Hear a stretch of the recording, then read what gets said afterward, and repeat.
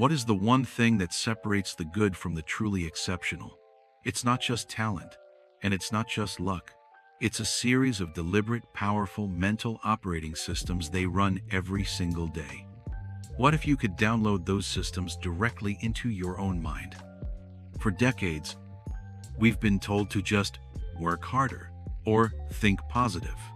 But the world's top performers, from elite athletes and special operators to billionaire founders, have moved beyond simple motivation. They are leveraging specific and often counterintuitive psychological frameworks to master their minds, build unstoppable resilience, and architect their success. This isn't a list of feel-good tips. This is a deep dive into the 20 core psychological frameworks that are actively being used right now to shape the future of high performance. We've structured this journey into 4 parts. First, we'll lay the foundations of the high-performance mind. Second, we'll explore how to master your complex inner world. Third, we'll learn how to rewrite your reality and build an identity for success. And finally, we will reveal the science of taking consistent, unstoppable action. By the end of this video, you will have a complete toolkit to rewire your thinking. So, get ready to take notes, because we're about to decode the mindset of the top 1%. Before you can build a skyscraper, you need an unbreakable foundation. These first 5 principles are the bedrock upon which all elite performance is built.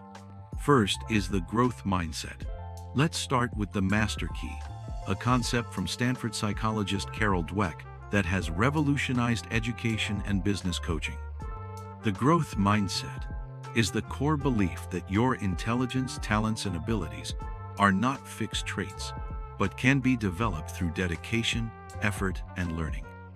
Its opposite, the fixed mindset, is the belief that you're born with a certain amount of talent, and that's it. In a fixed mindset, every challenge becomes a test that could reveal your inadequacy, so failure is terrifying. But in a growth mindset, challenges are not threats. They are opportunities. High performers don't see failure as a verdict on their abilities. They see it as data. A failed product launch isn't a sign that they don't have what it takes. It's valuable feedback on what to do differently next time. This transforms every obstacle from a wall into a staircase. Your actionable step is simple but profound. Start adding the word "yet" to your internal monologue. When you think, "I can't master this skill," consciously change it to, "I can't master this skill yet." This small word opens the door to possibility and effort. Second, self-efficacy. Coined by psychologist Albert Bandura, self-efficacy is your belief in your own capacity to execute the behaviors necessary to produce specific outcomes. It's not just wishful thinking. It's the deep-seated confidence that you can figure things out. Someone with high self-efficacy doesn't need to know every step of the journey before they start. They just need to believe they are capable of navigating the path. This belief is built on 4 pillars: mastery experiences, past successes, vicarious experiences, watching others like you succeed, verbal persuasion, encouragement from others, and your emotional state. The opposite is learned helplessness, where past failures convince you that you have no control. This is why some people persist through brutal setbacks while others quit. The high performer believes that, with enough effort and strategy, they can succeed. Here's how to build it. Achieve small wins. Break a large goal into tiny, manageable tasks. Every time you complete one, you provide your brain with concrete proof of your capability, building your self-efficacy brick by brick. Third is locus of control, internal versus external. This psychological concept, developed by Julian Rotter, refers to the degree to which you believe you have control over the outcomes of events in your life. People with an external locus of control believe their lives are governed by fate, luck, or powerful outside forces. They are passengers. High performers cultivate a fiercely internal locus of control. They are the pilots of their own lives. They believe that while they can't control every event, They have direct control over their attitudes, their efforts, and their responses. They take radical ownership. When a project fails, their first question isn't, "Who can I blame?" but, "What could I have done differently? And what will I do now?" To shift your locus inward, practice taking 100% responsibility for one area of your life for a week. Your health, your morning routine, your reactions. Don't blame traffic, the weather, or other people. Focus only on your input and your response.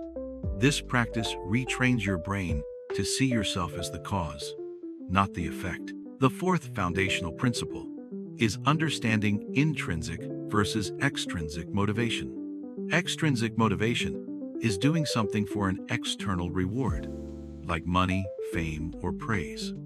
Intrinsic motivation is doing something because it is inherently satisfying and aligned with your core values. While high performers are happy to accept external rewards, their primary driver is internal. They are fueled by a passion for the craft, a deep curiosity, or a sense of purpose. This is a much more sustainable and powerful fuel source than external validation, which can be inconsistent and fleeting. When the work gets brutally hard, when the rewards are distant, it's the intrinsic love for the process that keeps them going. Your practice is to find the intersection. Look at your goals and ask, what part of this process do I genuinely enjoy for its own sake? Where do I feel a sense of autonomy, mastery, and purpose? Double down your focus and energy there to cultivate that intrinsic fire. And the fifth foundation, the gap and the gain. This is a powerful mental reframe from legendary coach Dan Sullivan. Most people live in the gap, constantly measuring themselves against a future ideal. This creates a chronic sense of being behind and fosters unhappiness, because as soon as you reach a goal, the ideal moves further away. High performers learn to live in the gain. They measure their progress backward from where they started, not forward to an ever-receding horizon. Instead of focusing on how far they have to go, they focus on how far they've come. This practice builds confidence, gratitude, and powerful momentum. It rewires your brain to see progress as the default state, which fuels further progress. At the end of every day, don't just write a to-do list for tomorrow. Write a did list. Acknowledge 3 things you accomplished or moved forward on today, no matter how small. This trains your brain to recognize and value your gains, creating a cycle of compounding confidence. The mind is not a single, unified voice.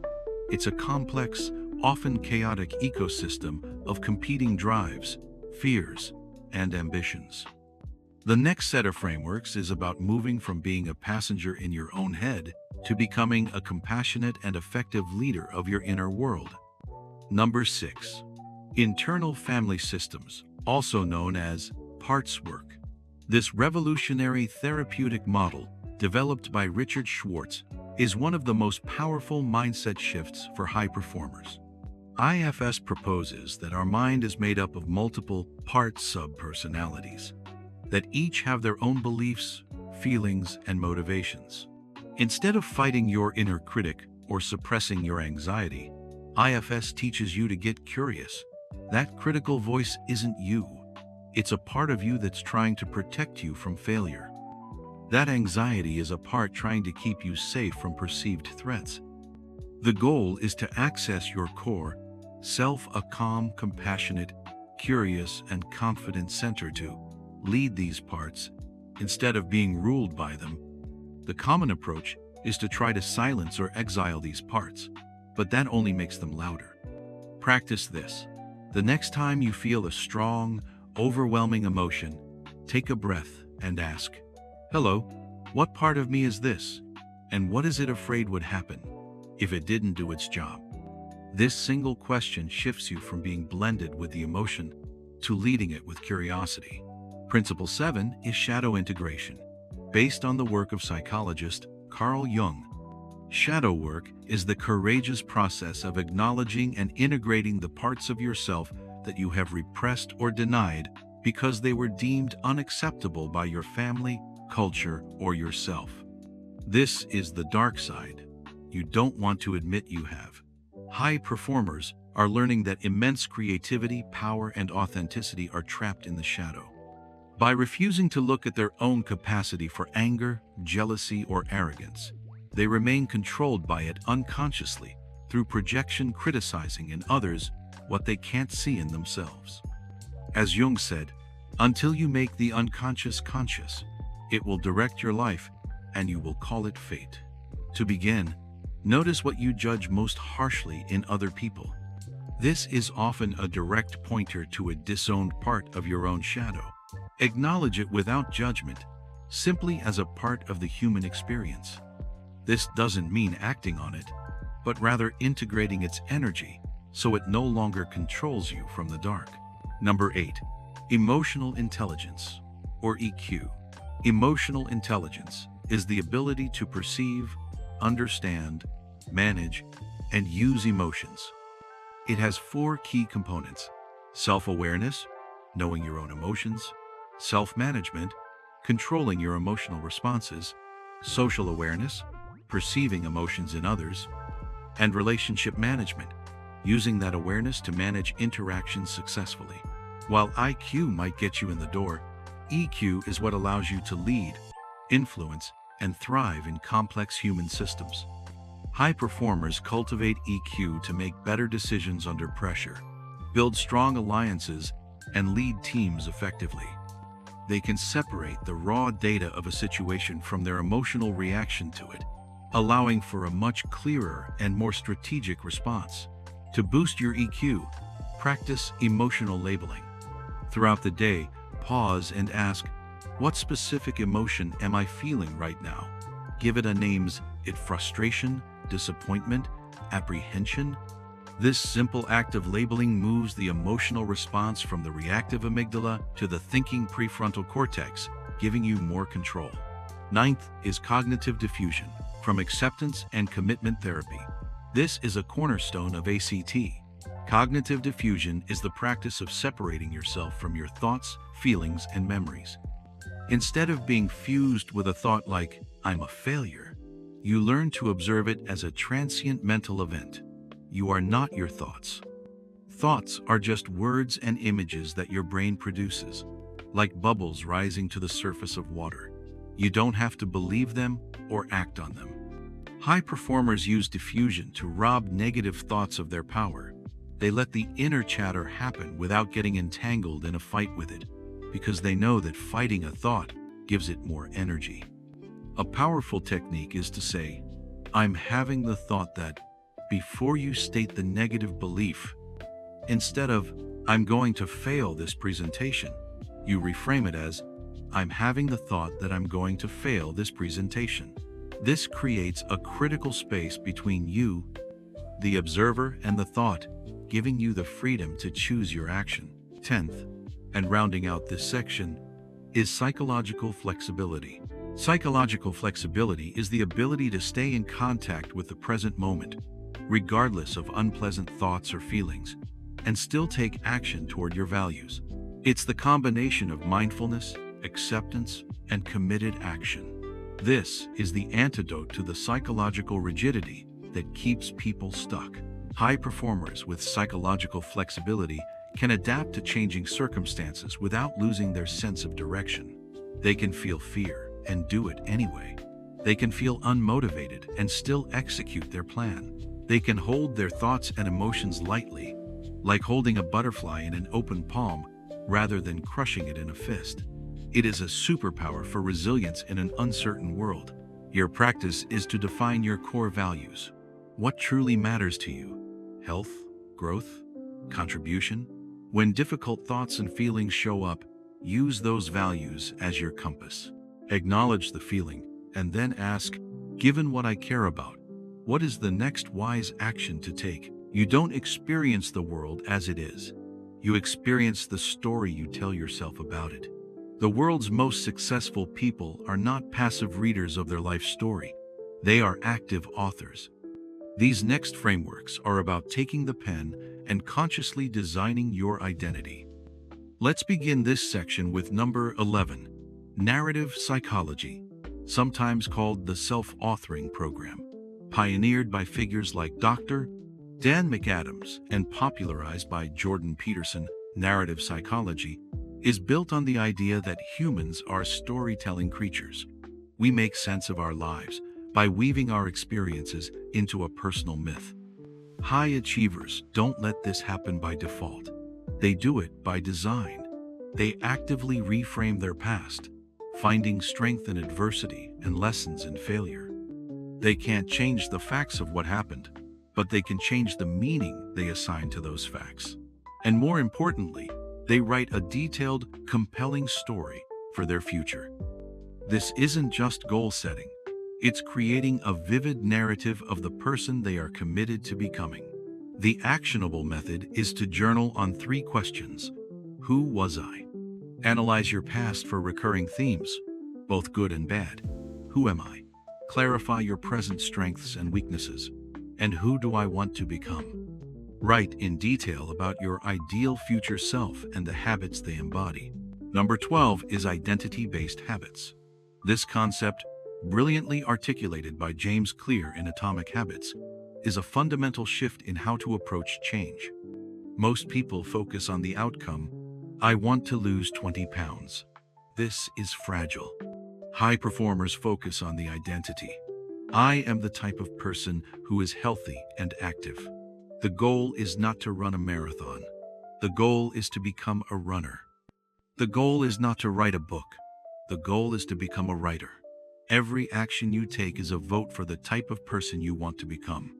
This aligns your daily behaviors with your desired self-image, making good habits feel natural and authentic, rather than like a chore you have to force yourself to do. The 2-step process is simple.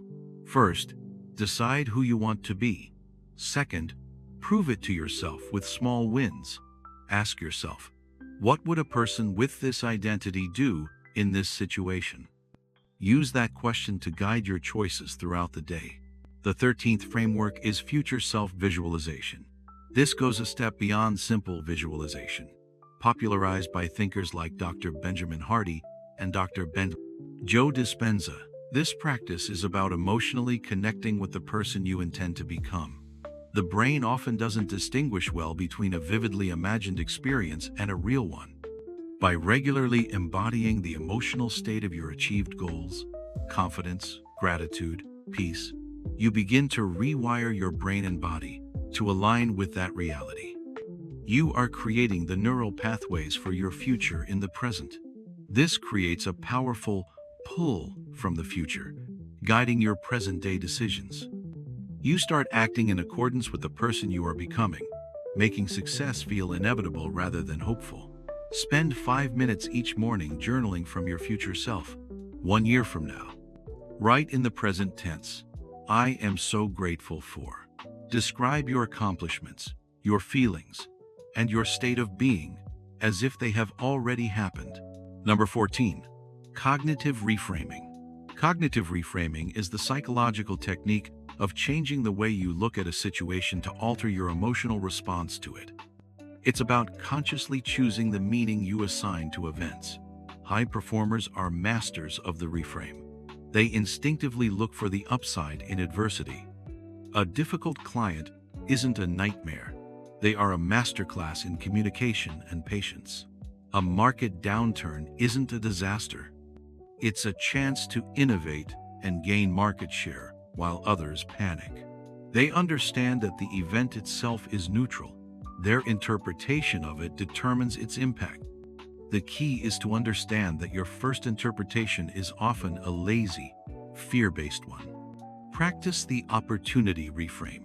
The next time you face a problem or a setback, challenge your initial interpretation and ask yourself, what is another way to look at this? What is the hidden opportunity in this situation? How could this challenge be a gift in disguise? And number 15, we'll look at Stoic mental models, specifically premeditatio malorum. The ancient philosophy of Stoicism is experiencing a modern renaissance among high performers for its practical focus on resilience. One of its most powerful tools is premeditatio malorum, or the premeditation of evils. This is strategic negative visualization. Instead of only visualizing success, you take time to vividly imagine what could go wrong. Your presentation could fail. Your funding could be pulled. Your project could be delayed. The point isn't to be pessimistic. It's to build psychological resilience and prepare strategically. By mentally rehearsing worst-case scenarios, you rob them of their emotional shock and can create contingency plans, making you more robust and less anxious when things inevitably deviate from the plan. Before a big event, spend a few minutes asking, what are the most likely things to go wrong? And how would I respond calmly and effectively if they did? You are vaccinating yourself against the panic of the unexpected. Ideas are worthless without execution. Motivation is fleeting. The final set of frameworks is about building systems for consistent, intelligent, and courageous action, especially when you don't feel like it. The 16th principle is Imperfect Action, which creates the action clarity loop. This is a direct assault on the myth of waiting for clarity or waiting for motivation. Most people think, I need to feel clear and motivated first, and then I will act. High performers know the real formula is the reverse. Action leads to clarity, which then leads to motivation. You don't think your way to confidence, you act your way to it. Clarity is not a precondition for action, it is a result of it. By taking a small, imperfect step, you generate feedback, you learn, and you build momentum. This creates a positive feedback loop where action creates the clarity and motivation to take the next action. It's like driving a car at night in the fog. You can only see a few feet ahead, but you can make the whole journey that way. Use the 5-minute rule. Pick one task you've been procrastinating on. Set a timer and work on it for just 5 minutes. The magic is that starting is the hardest part. Number 17. Mental contrasting, also known as WOOP. Developed by psychologist Gabriel Oettingen, WOOP is a science-backed goal achievement strategy that dramatically outperforms simple positive thinking. It stands for wish, outcome, obstacle, plan. It works because it tempers your dreams with a dose of reality, which is exactly what the brain needs to mobilize energy. Positive thinking alone can trick your brain into feeling like you've already achieved the goal, reducing motivation. WOOP forces you to confront the internal obstacles that stand in your way and create a specific plan to overcome them. Here's how to do it. First, wish. What is a challenging but feasible goal? Second, outcome. What is the best possible result? Visualize it vividly. Third, obstacle. What is the main internal obstacle in you feeling? A belief, a bad habit that could stop you. This is the crucial step. Fourth, plan. Create a simple if-then plan. If the obstacle arises, then I will take this action to overcome it. This preloads the desired behavior. The 18th framework is goal-setting theory, focusing on specific and challenging goals. The research by Edwin Locke and Gary Latham is unequivocal. Setting specific and challenging goals leads to higher performance than setting vague or easy ones. Vague goals like do my best or grow the business are useless because they don't provide a clear target. High performers set goals that are crystal clear and difficult enough to be motivating, but still achievable. A specific goal might be increase client retention by 15% by the end of Q3 by implementing a new feedback system. This creates a clear target for the brain to aim at and provides an unambiguous measure of success. Upgrade your goals using the SPEC principle. Are they specific, measurable, achievable, relevant, and time-bound? Take a vague goal you have and run it through that filter to give it the clarity it needs to be actionable. Number 19 uses time boxing to combat Parkinson's law. Parkinson's law is the old adage that states, work expands so as to fill the time available for its completion. If you give yourself a week to do a 2-hour task, it will magically become more complex, more daunting, and it will take the whole week. High performers know this and fight it by using time boxing. They don't work with open-ended to-do lists, which are just a list of wishes. They schedule specific, finite blocks of time in their calendar to work on specific tasks. From 9 a.m. to 11 a.m., I will work on the project proposal and nothing else. This creates a healthy pressure and forces your brain to focus on the essential, dramatically increasing efficiency and output. Pick your most important task for tomorrow. Don't just add it to a list. Block out a specific, non-negotiable time in your calendar to get it done. Treat that appointment with yourself as seriously as you would an appointment with your most important client. And finally, number 20, the Zeigarnik Effect. The Zeigarnik Effect is the psychological tendency to remember unfinished or interrupted tasks better than completed tasks. These open loops create a low-level mental tension that drains your cognitive resources and willpower. That feeling of having too much on your mind, of being mentally cluttered, that's the Zeigarnik Effect in action. It's like having too many browser tabs open in your brain, slowing down your processing power. High performers are ruthless about closing these open loops. They know that mental clarity is a competitive advantage. They use systems like David Allen's Getting Things Done to get tasks out of their head and into a trusted external system, freeing up their mind to focus on the task at hand. The simplest way to apply this is the 2-minute rule. If a new task appears that you can complete in 2 minutes or less, do it immediately. Don't write it down, don't defer it. Just get it done and close the loop. As we've journeyed through these 20 frameworks, a common thread emerges: a radical commitment to conscious, deliberate thinking. It's a shift from being a passive recipient of your thoughts and circumstances to becoming the active architect of your mind and your life. It's about embracing challenges as data, leading your inner world with compassion, authoring your own identity, and building systems for relentless action. This is the work. It's not easy, but it is the path to unlocking your ultimate potential. Your journey starts now. Don't be overwhelmed. Just pick one. Pick one framework from this video that resonated with you the most. Commit to practicing it for the next 7 days. Let us know in the comments below which one you're choosing. Sharing your commitment is a powerful first step.